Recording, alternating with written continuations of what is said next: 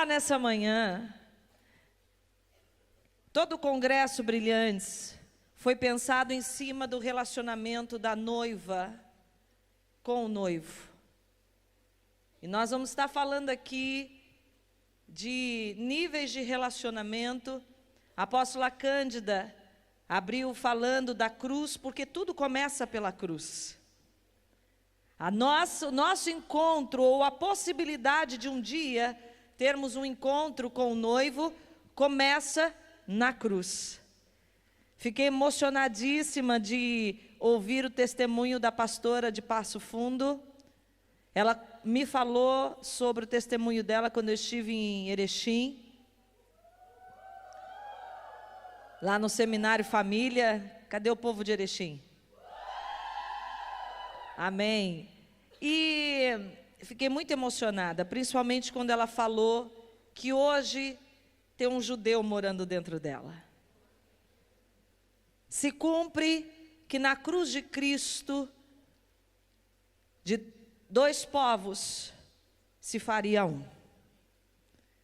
A cruz veio para nos unir, para nos fazer entender, se é possível compreender, creio que só no céu, a dimensão desse amor que foi derramado na cruz por nós.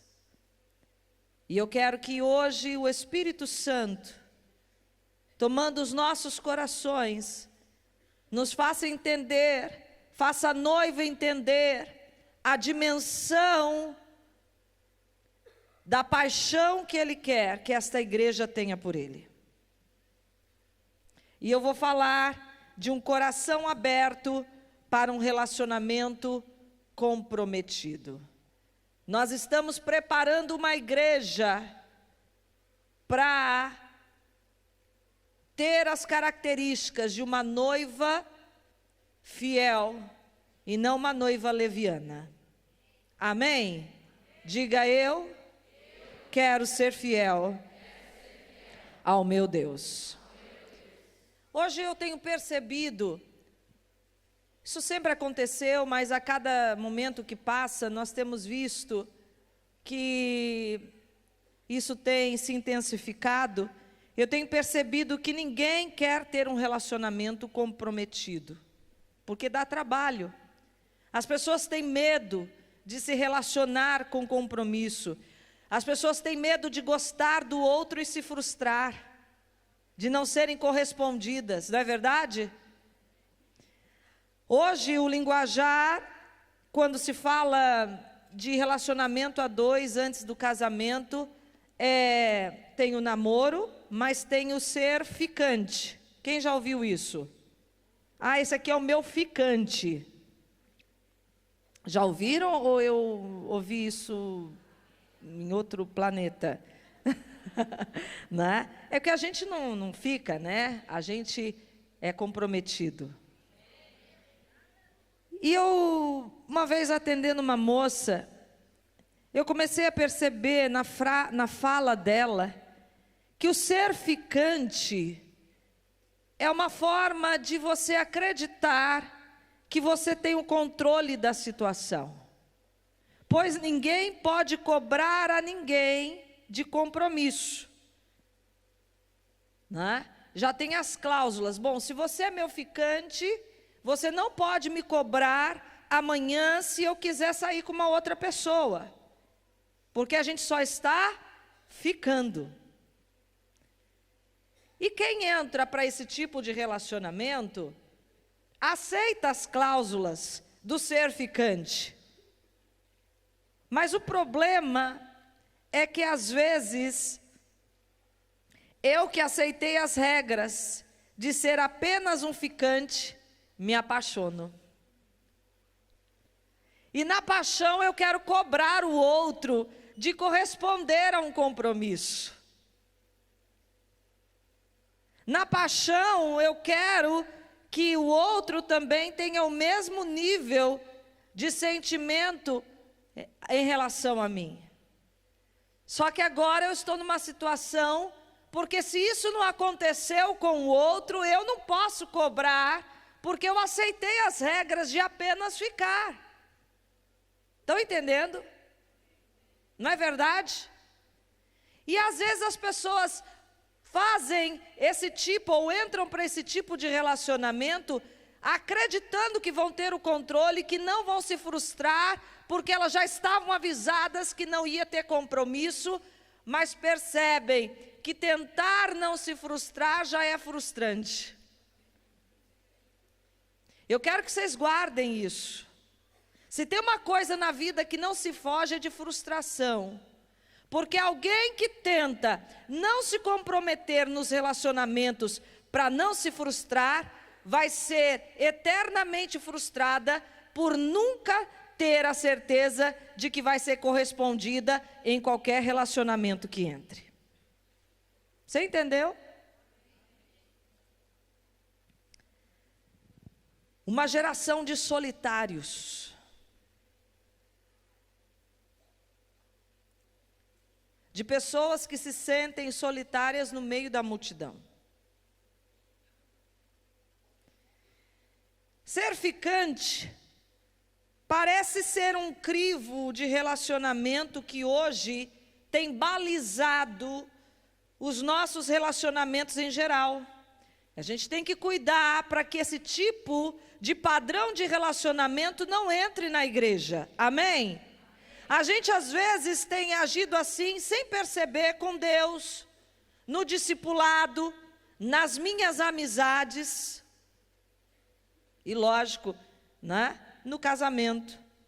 Entramos no relacionamento sempre sem querer despertar expectativas em ninguém, para não sermos cobrados futuramente. Ninguém quer ser cobrado. As pessoas não querem mais nenhum tipo de cobrança, porque nós caímos num extremo de uma liberdade excessiva, aonde ter algum tipo de cobrança é imposição. A apóstola Cândida disse aqui de um versículo que aquele que quer seguir a Cristo, negue-se a si mesmo, tome a sua cruz e siga. Jesus fala essa palavra para pessoas que têm a intenção de querer segui-lo. Ele já dá o crivo. Você quer me seguir? O padrão é esse. Ninguém entra desavisado. Sabe por quê? Porque depois que tomou a decisão, tem que estar consciente de que tem sim uma cobrança do compromisso. Eu tenho falado que eu tenho visto hoje que as pessoas se casam, mas elas querem manter um padrão de comportamento no casamento como se elas ainda fossem solteiras. Cada uma faz sua rota no isolamento. Essa aqui é a minha conta bancária, essa aqui é a sua, essa aqui são as minhas coisas, essa aqui é as suas coisas. Né? Se a gente sai junto, ainda o marido não pode pagar a conta para a esposa, porque, não, a gente saiu junto, mas foi você que me convidou para sair, foi a esposa, então vai ter que sair do seu dinheiro. Isso é uma das coisas, fora outras situações, que às vezes a gente quer ter liberdade de fazer tudo sozinho. Casou, já estava a cláusula, agora são uma só carne. A sua vida não é mais só sua, é de uma outra pessoa, e a vida dessa pessoa agora é sua. Se você entendeu, dê um aplauso ao Senhor.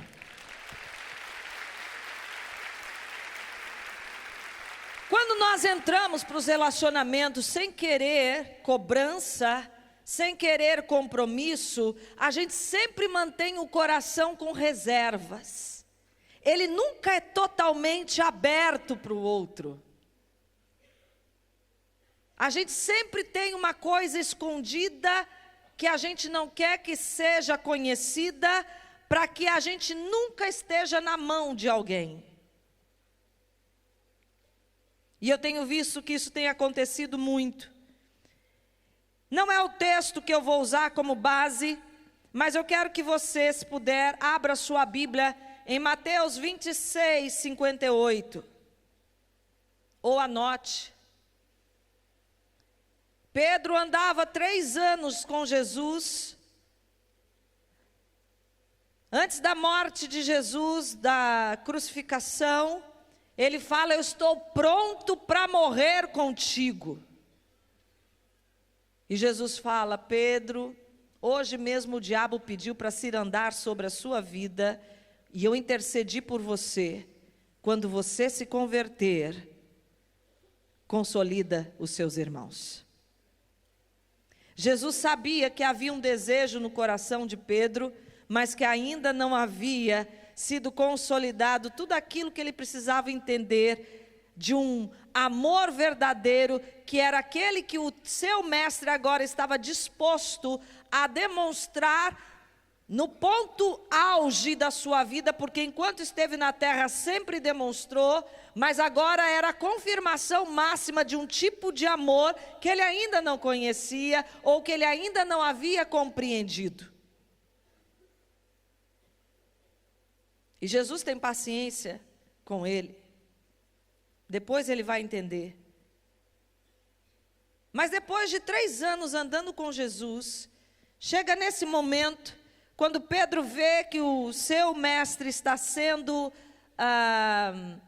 humilhado, pisado, esmurrado, cuspido, diz assim: e Pedro o seguiu de longe, até o pátio do sumo sacerdote, e entrou e sentou-se com os guardas, para ver o que aconteceria.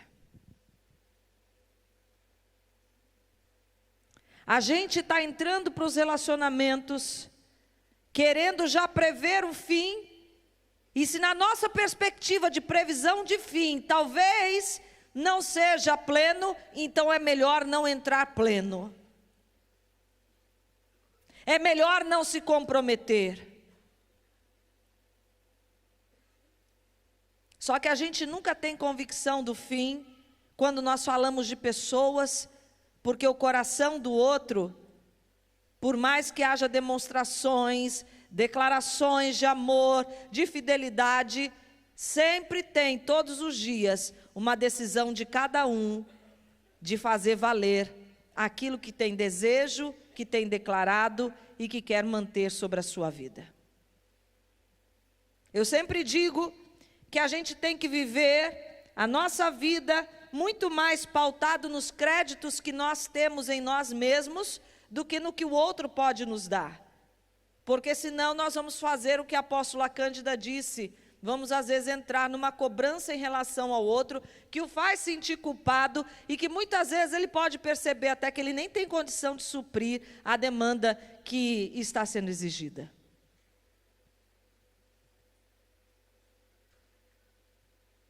Vocês estão entendendo? Como é que você tem estado no seu relacionamento com o noivo? Ele tem tudo de você? Ah, mas ele conhece o meu coração, não tem nada que esteja oculto. É verdade, mas tem coisas que ele está esperando você falar, você dizer, você fazer. Hoje ele quer mostrar que talvez, não só com ele, mas no seu discipulado, nas amizades, você seja a pessoa que se mantém muitas vezes em silêncio para ter cartas na manga. Para nunca estar à mercê das outras pessoas. Nós temos medo de sermos pegos fragilizados diante dos outros. Sabe por que a gente tem vergonha às vezes de chorar em público? Porque o choro muitas vezes é um sinal de uma fragilização e nós não gostamos de estar fragilizados diante dos outros. Agora, relacionamento é isso, é estar fragilizado diante do outro. E a gente vai entender por quê.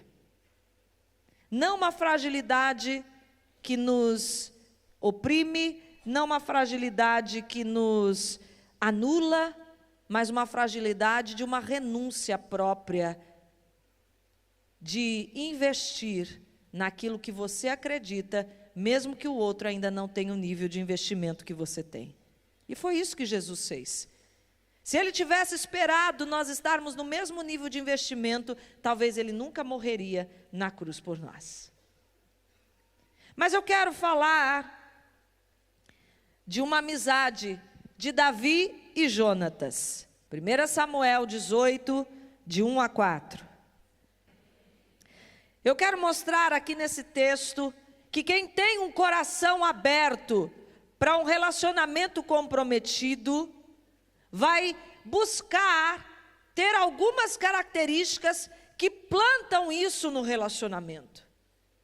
E a gente vê aqui que Jonatas, que é quem começa a demonstrar justamente esse coração aberto para um relacionamento, ele tem algumas características, ele e Davi, que mostram que é possível duas pessoas realmente serem aliançadas. Primeiro aspecto de quem quer ter um relacionamento comprometido. E eu quero que vocês entendam isso em várias esferas. Com Deus, nas amizades, no discipulado, no casamento. Alguém que deseja um relacionamento comprometido precisa ter essa primeira característica: um amor desinteressado.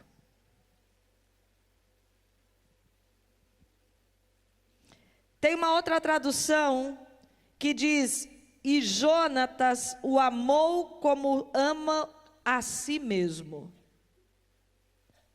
Nessa outra tradução que eu li diz: e Jonatas o amou como a sua própria alma. Davi não tinha feito nada em particular para Jonatas.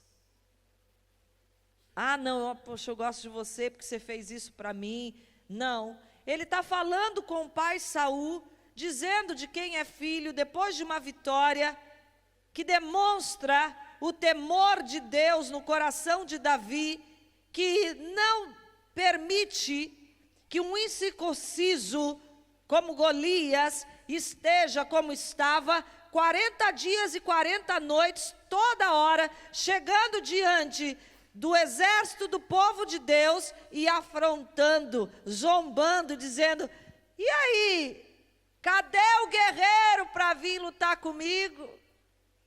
Não vai ter um homem para vir lutar? É como se Golias chegasse para os gaúchos: cadê o macho que vai vir lutar comigo? Tem uns machos aqui, gaúcho. São gaúchos, não são? Sim. São macho? De verdade? Pois é. Eu não sei, né? Mas é como se Golias fizesse isso. Cadê os gaúchos macho? Tchê. Capaz. E aí chegou um gaúchinho mais macho que todos. Ele falou: mas como isso? Capaz que pode? Um catarinense afrontando os gaúchos? Hã? Não, eu acho que era baiano. Ó, gente.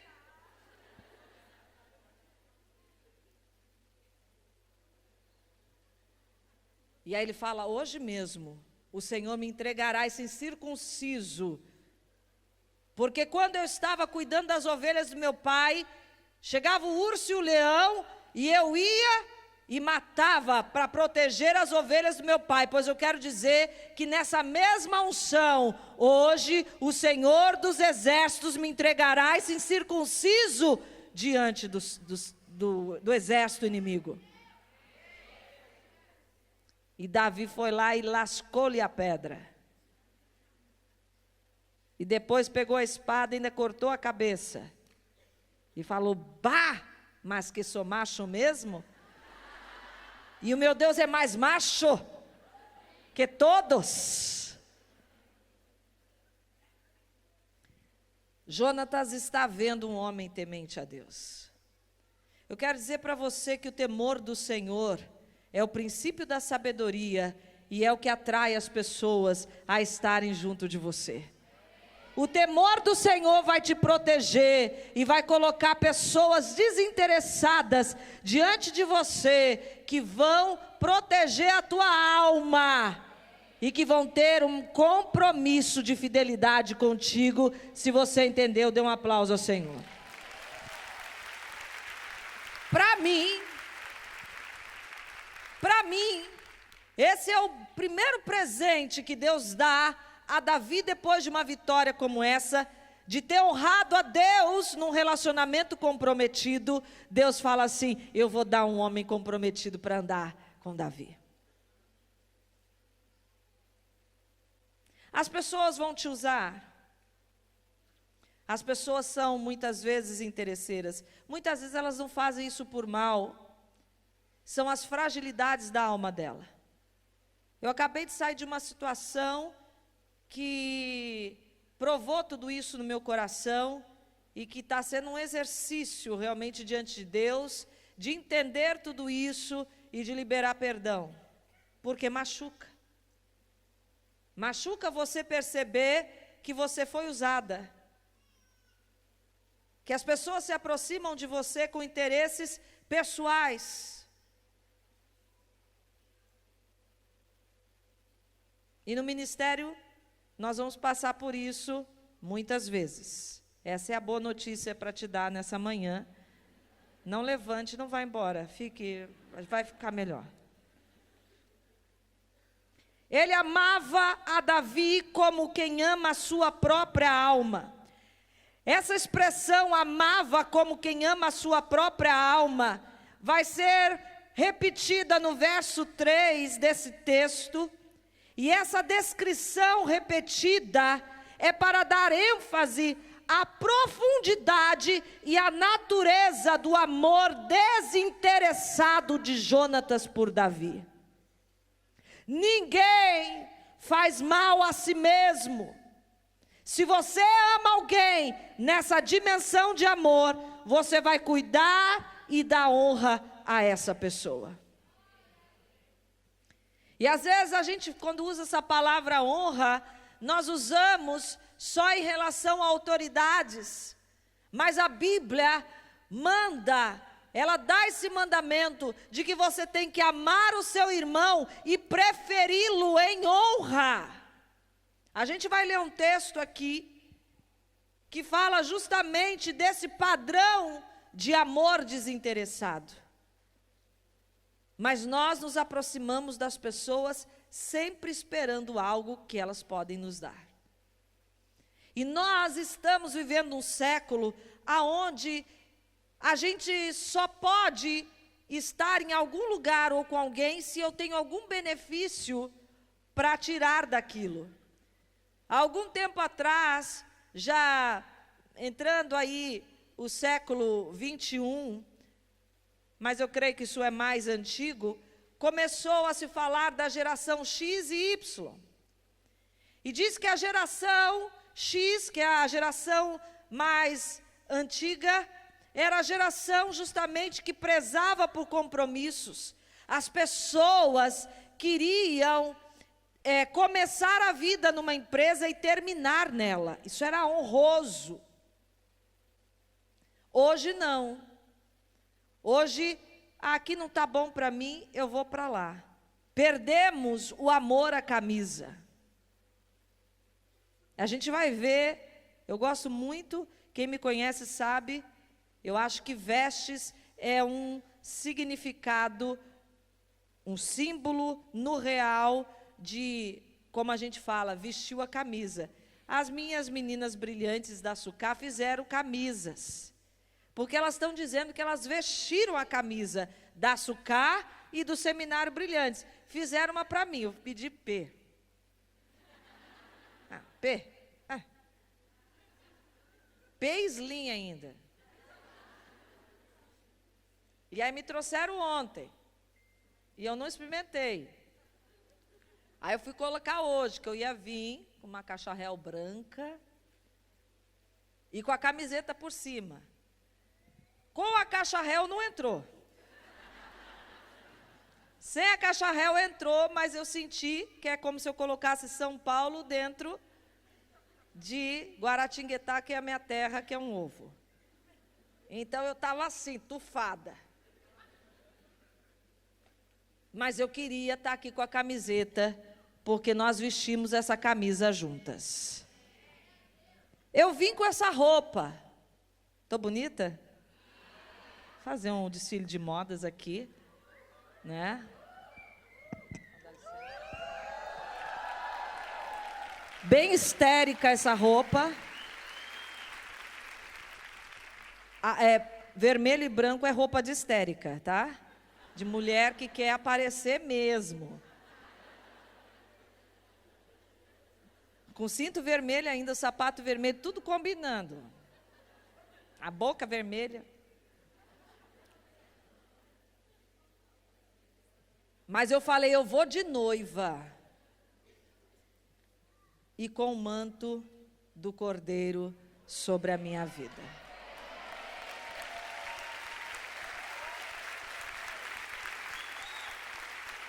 Eu gosto muito de pensar em vestes. E a gente vai falar sobre isso. Gostaram do desfile? Eu falei que ia ter desfile de noivas. Então vamos lá. Ter um compromisso desinteressado. Se eu puxar mais um pouco, agora vai cair o botão. É que eles põem uma linha que eu não sei, né? É para cair na primeira vez que você usa. Não se preocupe se as pessoas vão te usar. Seja você o padrão dos fiéis. Eu uma vez, na faculdade, tive que fazer um trabalho em dupla, era um estágio, e a minha colega de estágio era muito perfeccionista ao extremo. E às vezes, quando nós somos muito perfeccionistas, a própria perfeição, a busca da perfeição nos atrapalha, porque nós ficamos paralisados, não fazendo o que precisamos fazer, porque a gente acha que nunca vai chegar ao ideal que a gente gostaria. Então é melhor nem tentar fazer, porque eu não vou conseguir chegar mesmo naquele ideal. E a gente trabalhando, nós fazíamos estágio numa empresa de caminhão. Trabalhávamos com caminhoneiros, fazendo seleção, recrutamento com eles, estágio de psicologia. E ela achava que não estava bom ainda do jeito que a gente estava fazendo. Eu assim, mas a gente está fazendo o melhor, tem que ter o jogo de cintura, não é assim, a gente não pode dizer, não, mas a gente tem que fazer isso, tem que fazer aquilo, tem que fazer. Ela falava que tinha que fazer, mas quem fazia era eu.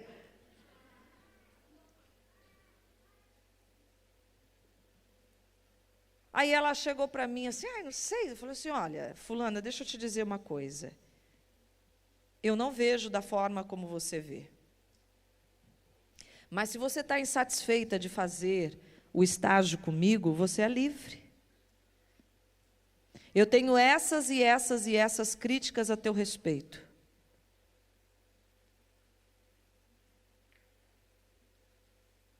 Poderia ter todos os motivos para sair dessa experiência de estágio em A2. Mas eu aprendi uma coisa em casa e um texto na palavra que me traz muito temor, que diz que a gente mantém a palavra e o compromisso, mesmo se a gente percebe que aquilo pode nos trazer um prejuízo depois que foi acertado. Então, eu não saio dessa dupla contigo, mas você é livre para fazer o que você quer. A gente está precisando recobrar isso, porque quando eu vejo que eu não estou tendo mais os benefícios que eu posso ter daquela situação, eu quero pular fora. O discipulado, gente, é a coisa mais dura de se ter, é lixa o tempo todo. Não é gostoso, muitas vezes, ser discipulado. Mas se eu tenho um coração aberto para manter um relacionamento comprometido, eu vou até o final, e quem passa pela cruz vai ganhar glória e vai ter um nome sobre todo o nome. Precisamos ter um amor desinteressado. Segundo lugar, alguém que tem um coração aberto para um relacionamento comprometido, faz e vive aliança. E Jonatas e Davi fizeram uma aliança. Verso 3. Porque Jonatas o amava como a sua própria alma. Essa aliança era um acordo mútuo. Quando você faz uma aliança com alguém, você está dizendo que as duas partes têm o mesmo nível de compromisso um com o outro. Quando Deus fazia aliança, e você vê Ele fazendo aliança com os patriarcas. Eu ouvi uma primeira ministração de apóstola Valnice Milhomens, quando nem se falava em visão celular, que ela fala daquele momento de Abraão, que ele apresenta os animais em sacrifício diante de Deus, e o fogo passa pelo meio dos animais, os animais estão cortados, e ela diz que é como se Deus estivesse dizendo: se eu não honrar minha aliança contigo, você pode fazer comigo como fez com esse sacrifício, me partir e me queimar. É possível fazer isso com Deus? Não. E ele sabia que não porque ele estava mentindo, mas porque ele é fiel. Você pode dar um aplauso ao Senhor? Mas numa aliança, é o próprio Deus se colocando no igual. Mas quem tem mais condições na aliança, sempre traz o que tem menos condições para um nível elevado. Então, quem sai ganhando na aliança sempre é quem tem menos. E a gente sabe que a cruz conquistou para nós coisas que nós não tínhamos condições de ter. Ele se fez a nossa doença para que nós tivéssemos saúde. Ele empobreceu para nos enriquecer. Ele se fez miserável para que nós fôssemos nobres. A troca é injusta, mas ele podia fazer, e ele quis fazer. Tudo que Jesus conquistou na cruz é direito nosso, é nossa herança. Todas as bênçãos de Deus para nós, tomamos posse, é nossa herança. Não é assim? Vocês conhecem essa música? Por que vocês não cantaram? Vocês sempre cantam comigo. Vocês estão tão sérias. Está difícil de engolir a mensagem? Não? Só porque eu falei dos gaúchos. Ficaram de mal. Tem um gaúcho aqui na frente. Macho. Né, Tiago? Que tira foto todo ano das prendas.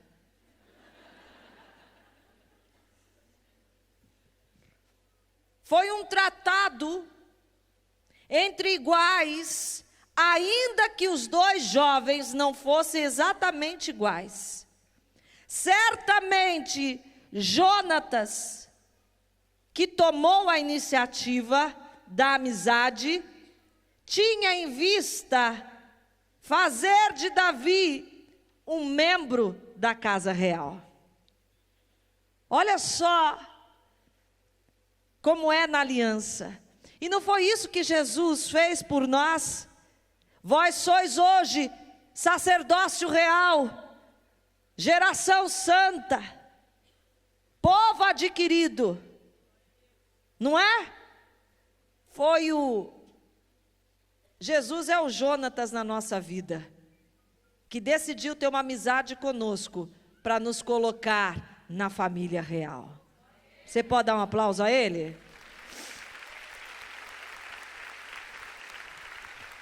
Essa é a maior prova de que é uma amizade desinteressada. O que tinha Davi para dar a Jonatas, se Jonatas era o herdeiro do trono? Se fosse Davi, talvez, que tivesse iniciado a amizade, a gente pensaria, está tentando dar o golpe do baú, está com algum interesse. Mas é o príncipe do trono, Jonatas, que toma a iniciativa. E é o que eu digo a vocês e que acabei de dizer no primeiro ponto. Eu sempre tenho que nutrir um relacionamento para com o outro, e eu sempre tenho que buscar estar com o outro por aquilo que eu posso oferecer e não por aquilo que o outro tem para me dar. Mas as pessoas estão tão carentes,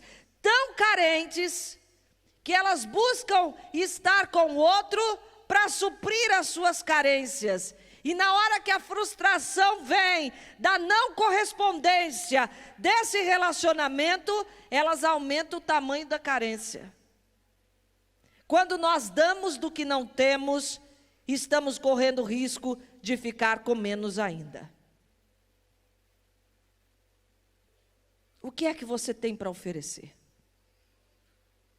Mas eu não tenho nada. Eu me sinto, como a apóstola Cândida disse, essa pétala seca. Eu tenho um monte de dificuldades. Eu hoje estou com um buraco na minha vida, que talvez eu seja eu mesmo o próprio buraco da minha vida. Não sei se tem alguém nessa condição, mas eu quero dizer para você que Deus hoje quer te restaurar para que você conheça que Ele já colocou dentro de você o suficiente para você ser alguma coisa para alguém. O seu Espírito, o mais precioso que Ele tem, o óleo do Espírito Santo, aquele óleo caríssimo que ninguém pode pagar. E que não foi colocado num vaso de alabastro, foi colocado em nós, vasos de barro, que nem merecíamos o valor desse óleo.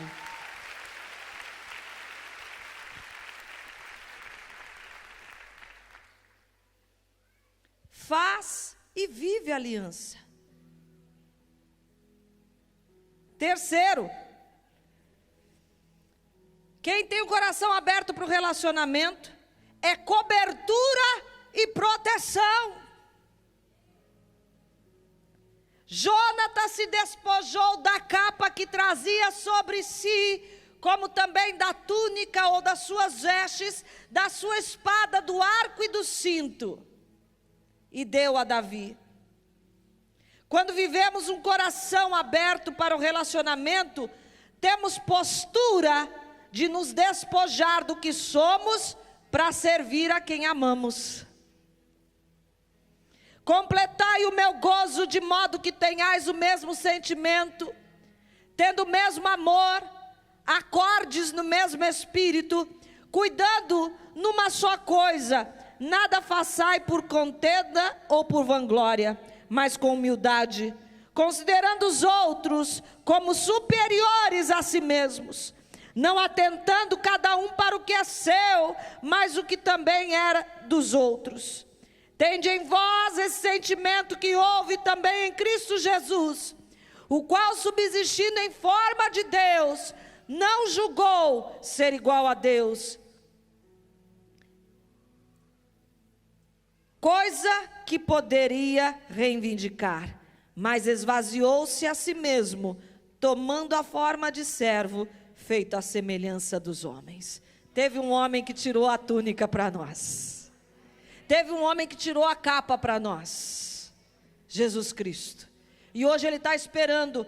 E se Ele está esperando é porque é possível que você abra a mão da sua capa e da sua túnica real para servir a teu irmão, para ser aquela que vai considerá-la superior. Jonatas se despoja da sua capa e da sua túnica e dá para Davi. Te dou cobertura. É como se ele estivesse dizendo: eu te dou cobertura e abro mão da minha posição por você, para que você esteja junto comigo na posição que eu quero te honrar. Entrega a armadura, as armas de guerra, a espada, o arco e o cinto. Esses artigos eram muito preciosos e jamais deveriam ser entregues a outra pessoa. Mas Jonatas entrega a Davi. Entrega como presentes que ratificam, que confirmam a aliança com Davi, dizendo: renuncio quem sou, não tenho medo dessa entrega que faço, porque se eu entrego as minhas armas para alguém que tem uma intenção maligna na minha direção, ela pode usar a arma que eu entreguei para me prejudicar. Jonatas entrega sem reservas, dizendo: meu coração está totalmente aberto para você, para te proteger, e eu sei que você vai ser proteção para mim. No passado, a ação de Jonatas era interpretada como uma transferência simbólica de poder real da família de Saul para Davi. É o nobre trazendo o que nada tem para a posição real. Isso é um relacionamento comprometido. Portanto, tomai toda a armadura de Deus, para que possais resistir no dia mau, e tendo feito tudo, permanecei firmes. Estais, pois, firmes, tendo vossos lombos cingidos de verdade, sendo vestidas a couraça da justiça, calçados os pés com a preparação do evangelho da paz, em tudo tomando o escudo da fé, com quais podereis apagar todos os dardos inflamados do maligno. Tomai o capacete da salvação e a espada do Espírito, a palavra de Deus. Um coração aberto e comprometido entrega a quem ama as armas de ataque daquilo que sustenta todas as armas de guerra e defesa, o cinto da verdade. Jonatas entregou a verdade, que sustentava a ele e que era poderosa para sustentar essa relação em defesa e proteção um ao outro. Este é o meu mandamento, que vos ameis uns aos outros, assim como eu vos amei.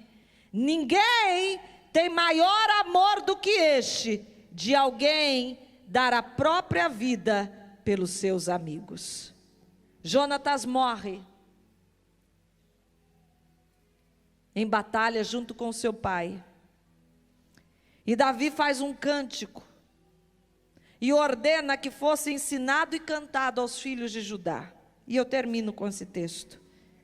E lamentou Davi a Jonatas, a Saul e Jonatas seu filho, com esta lamentação, dizendo ele que ensinasse aos filhos de Judá o uso do arco. E eis que está escrito no livro de Jasher: ah, ornamento de Israel, nos teus altos foi ferido como caíram os poderosos. Não noticieis em Gade,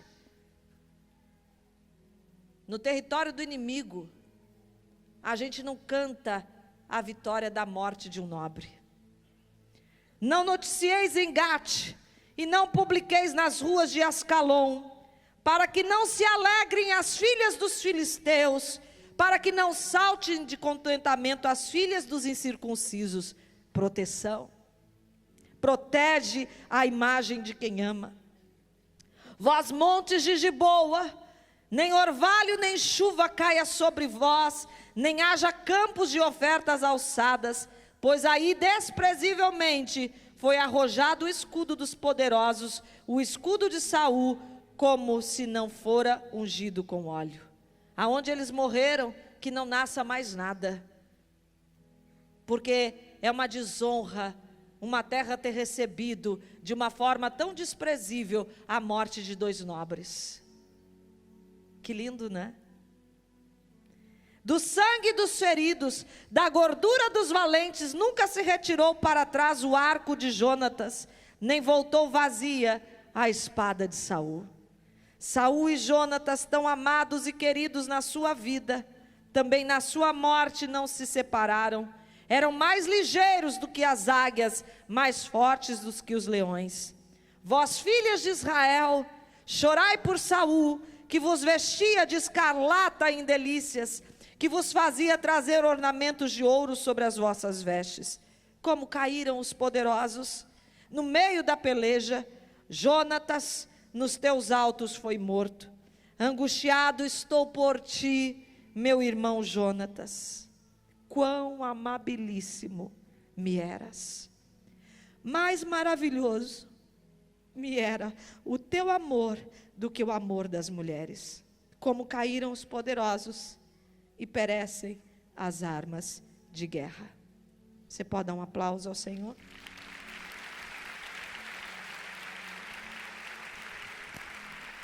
Eu acredito num amor assim. Eu acredito. Eu acredito que é possível entre as pessoas haver um nível de comprometimento como esse. Eu acredito. E eu quero morrer acreditando. Me sinto honrada de ter sido chamada por um nobre, quando eu nada era, para estar na posição que ele queria me colocar. Hoje quero honrá-lo, fazendo a mesma coisa, trazendo pessoas que nada têm e nada são, para o lugar de honra que ele separou para todas nós estarmos. E eu quero declarar nessa manhã, que Deus vai usar a tua vida, no nível de relacionamento comprometido, que vai fazer com que você propague com o seu viver, que a noiva do Cordeiro não é uma noiva leviana, mas é uma noiva que com fidelidade se porta até a volta desse noivo. Queria que você se colocasse em pé.